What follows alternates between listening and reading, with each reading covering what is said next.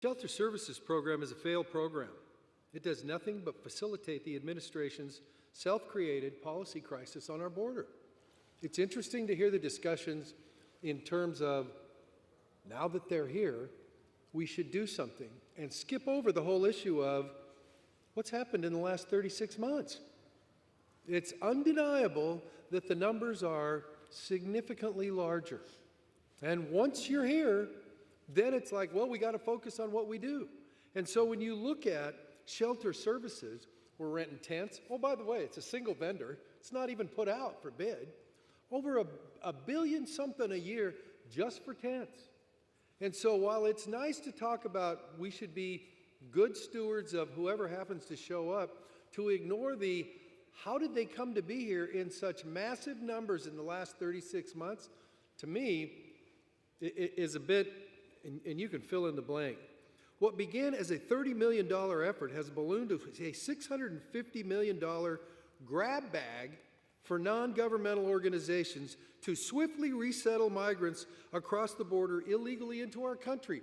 Even large city Democrat mayors are screaming, we can't sustain this.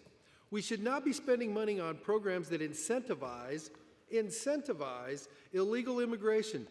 This amendment would directly undercut border security by reducing funds for the border wall construction by $600 million. The men and women in the field have told us walls work, and it's time for my colleagues on the other side of the aisle to accept that fact.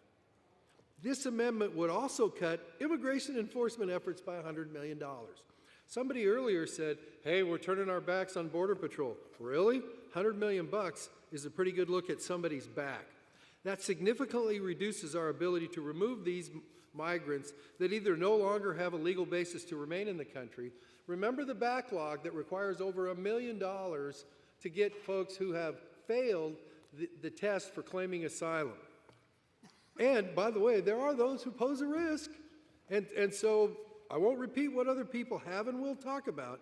Instead of allowing this administration to continue to positively manage the unmitigated flow of migrants entering our country without consequence, this bill proposes funding and policies that address the crisis by empowering federal agents and officers to do their job and not spend money on folks that enable a political agenda of this administration. I reserve.